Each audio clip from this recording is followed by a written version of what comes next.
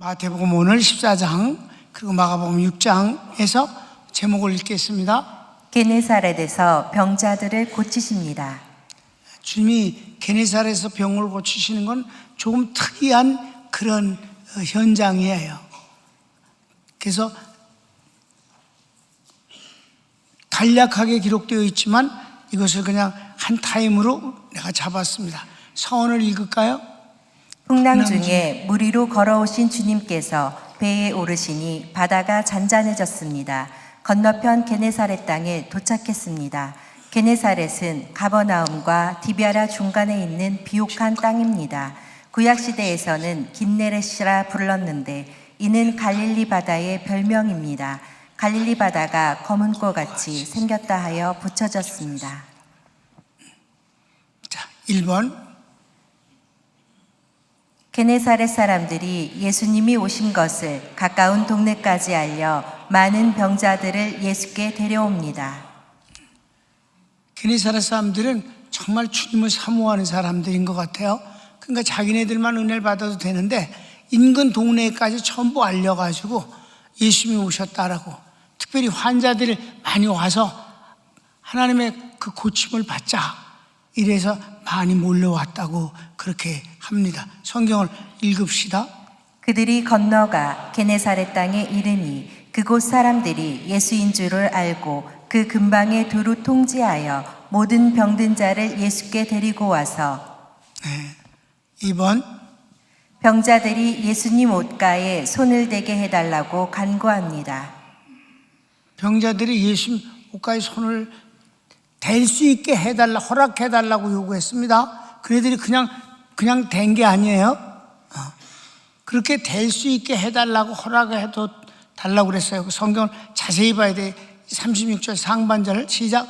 다만 예수의 옷자락에라도 손을 대게 하시기를 간구하니. 간구했어요.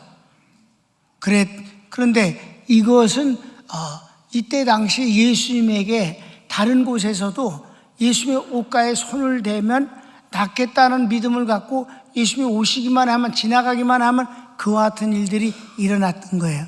그 근거는 뭐예요? 12회를 혈루증으로 앓는 여인, 정말 불쌍한 여인이 예수님 몰래 뒤로 와갖고 예수님 옷에 손을 댔더니 병이 나았잖아요.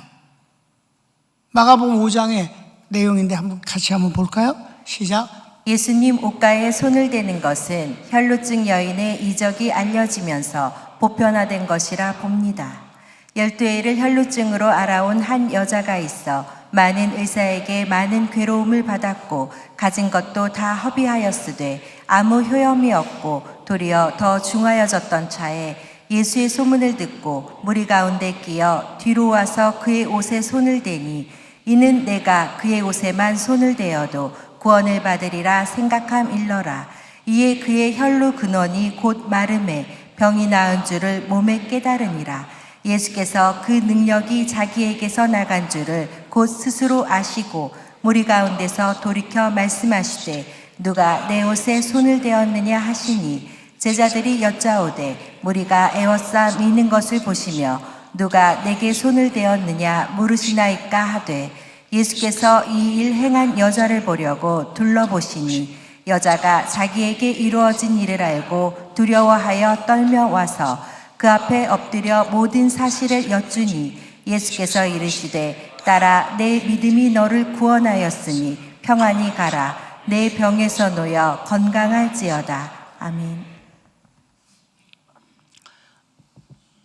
이 혈루증이라는 병은 문둥병과 함께 일종의 저주예요. 그렇기 때문에 문둥병과 이 혈루증은 의사가 판단하는 게 아니라 제사장이 판단하도록 되어 있는 것이 율법의 규범입니다.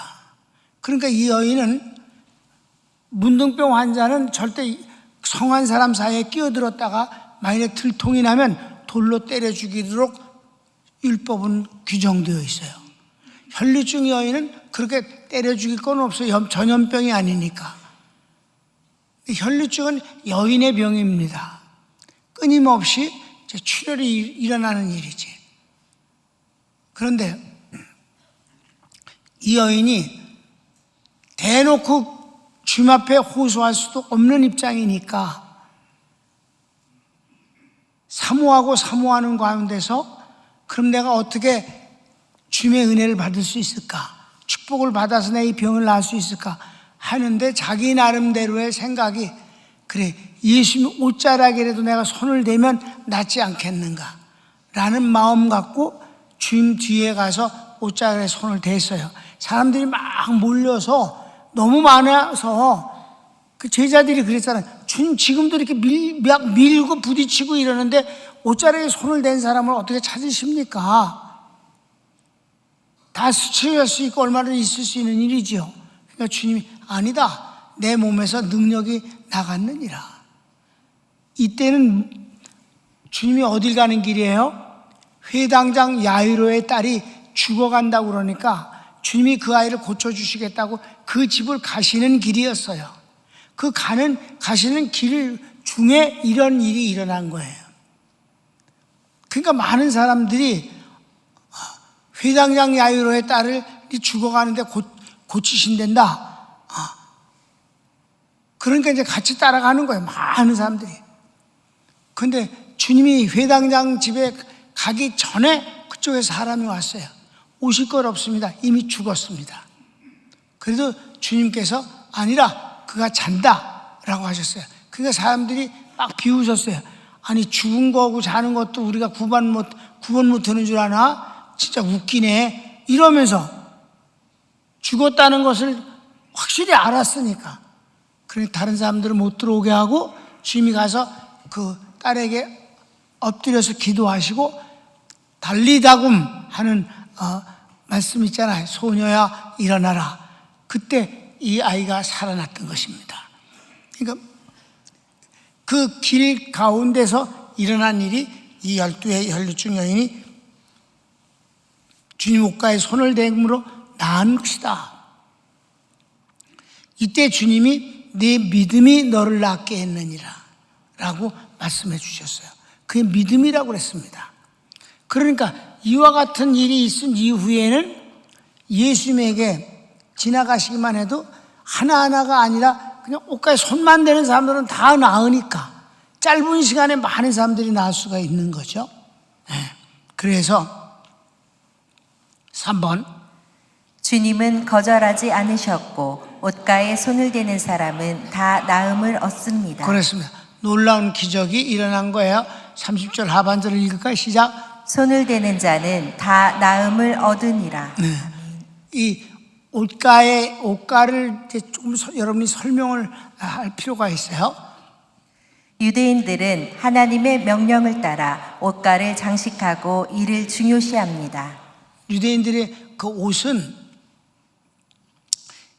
한국의 옷하고는 좀 달라요. 이렇게 긴 천을 이렇게 감는 것이 주로 이제 옷이에요. 그런데 그 옷이 이렇게 감으니까 그냥 민민한 천이면 어디가 앞이고 뒤인 줄 잘 모르잖아. 그러니까 이제 긴 천이지만 이렇게 저렇게 해갖고 맨 마지막에 이렇게 어깨 위로 넘겨요. 그러면 척 넘어서 들어가면 마치 그 머플러를 한 것 같은 그 비슷하기도 하고, 근데 워낙 넓으니까 그렇게 해서 척 하는데, 그래서 술이 있어야 입을 때도 이게 어떻게 입어야 되는 줄 앞뒤를 알 수가 있잖아요. 그지? 그러니까 그 술을 잘 만들고 아주 화려하고 예쁘게 해서 고급이고 덜 고급인 것이 이 술 때문에 정해지기도 해요. 성경을 한번 읽어봅시다. 민수기. 이스라엘 자손에게 명령하여 대대로 그들의 옷단 귀에 술을 만들고 청색끈을 그 귀의 술에 더하라. 이 술은 너희가 보고 여호와의 모든 계명을 기억하여 준행하고 너희를 방종하게 하는 자신의 마음과 눈의 욕심을 따라 음행하지 않게 하기 위함이라. 그러니까 이 술 자체가 그냥 모양으로만 있는 게 아니라 그 자체가 자기가 하나님의 사람임을 드러내게 하는 표현이 명찰과 같은 역할을 하는 역할이기 때문에 이렇게 술이 아주 중요하고, 그리고 그러니까 사람들이 그걸 아주 소중하게 만들어서 그렇게 단다 이 말이에요. 그러니까 사람들이 손을 댄 것은 넘겼어도 그렇고 어디 앞에도 그렇고 하여튼 술이 여기저기 많이 달려 있으니까 거기 이렇게 손을 댐으로 나음을 얻었다는 이런 얘기예요. 아멘. 그렇다고 내 단추를 잡아당기고 그러지 마라. 옷가의 술에 대해서는 여러분 참고로 한 거예요.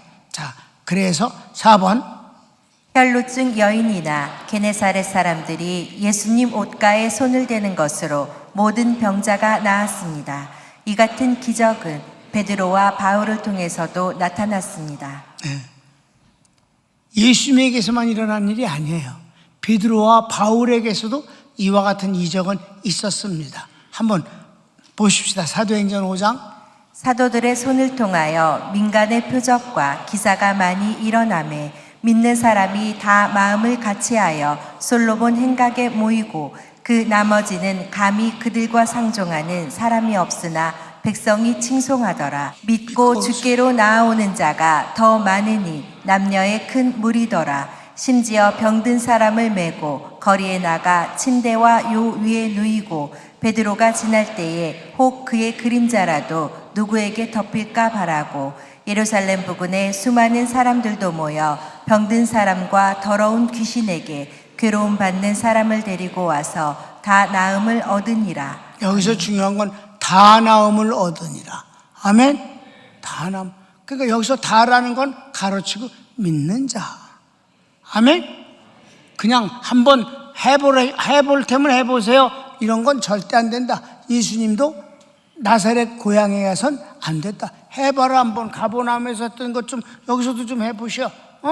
근데 우리가 다 알잖아, 당신. 한번 해봐. 주님은 그들의 믿지 않음을 인하여 능력을 행하실 수 없었더라. 아멘. 여기서 한 사람들은 해보십시오가 아니라 믿음을 갖고 한 사람들은 다 나음을 얻었다.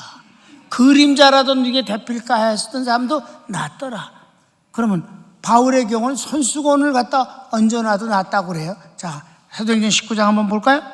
하나님이 바울의 손으로 놀라운 능력을 행하게 하시니 심지어 사람들이 바울의 몸에서 손수건이나 앞치마를 가져다가 병든 사람에게 얹으면 그 병이 떠나고 악귀도 나가더라. 아멘. 그렇게 해서 병이 낫다 이 말이에요. 자, 이제 이 간단한 예수님의 옷수를 다한 사람들이 나았고 주님은 그 사람에게 내 믿음이 너를 구원했다. 그러니까 결어가 제일 중요해요. 여러분 결어를 여러분 같이 읽읍시다. 결어 시작. 이 같은 이적의 특징은 병자들의 간절함과 사모함 그리고 주님과 사도에 대한 신뢰와 믿음입니다. 왜냐하면 주님이 허락하신 데서 알 수 있습니다. 그러나 옷가의 술이나 그림자, 손수건은 그 자체가 능력이 아니고 은혜의 방편일 뿐입니다. 이런 사람들의 순수함이 아름다워 보이고 부럽기까지 한 것은 예수께서 내가 마지막 때에 믿음을 보겠느냐 하신 말씀 때문입니다. 오늘날 아는 체 아는 교인들이 예수님과 닮아보겠다는, 그래서 예수님과 동등한 자리에 오르겠다는 교만한 모습에서 차라리 가련함을 느낍니다. 이건 여러분 담임 목사의 마음이에요. 순수한 사람들을 무식한 사람으로 취급하고 교양 있고 괜찮은 사람은 그렇게는 안 한다. 그러면서 주님을 닮겠다고 하는 말이 여러분 얼마나 발칙한 소리인 줄 아십니까? 주님과 닮겠다는 말은요, 주님과 같이 되겠다는 뜻과 거의 같은 것입니다. 닮는다는 건 같이 되는 것입니다. 믿습니까? 여러분, 닮는 거는요, DNA 문제예요. 자식이 아버지를 닮습니다. 엄마를 닮습니다. 그건 뭐 노력을 해서가 아니에요. DNA가 같아서 그래요. DNA가 같아야만 닮는 겁니다. DNA가 같지 않은데 똑같다. 그는 닮는 게 아니라 흉내내기입니다. 모방이 옳시다. 절대 같이 취급당하지 않습니다. 흉내를 잘 낸다고 할 뿐입니다. 우리는 예수님과 닮을 수가 없습니다.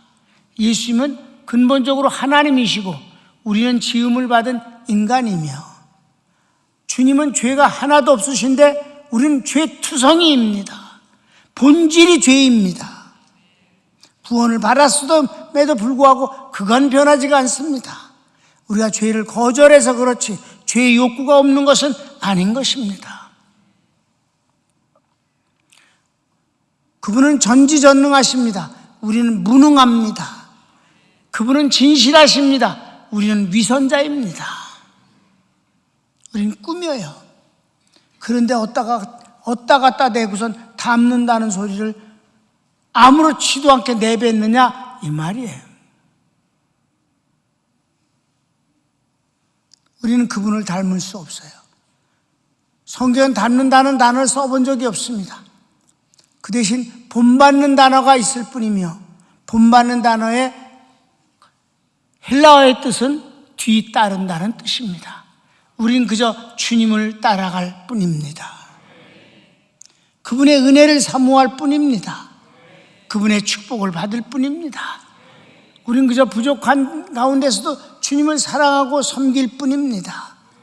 닮는다는 발칙한 소리는 하면서도 닮는다 하는 이런 것은 내 눈에는 차라리 불쌍하고 가련할 뿐이다. 우린 주님을 사랑할 뿐입니다. 손을 모읍시다.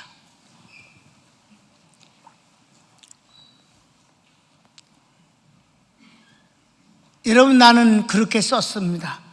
이런 사람들의 순수함이 오히려 아름다워 보이고, 내게 그런 순수함이 부족한 것 때문에 부럽다.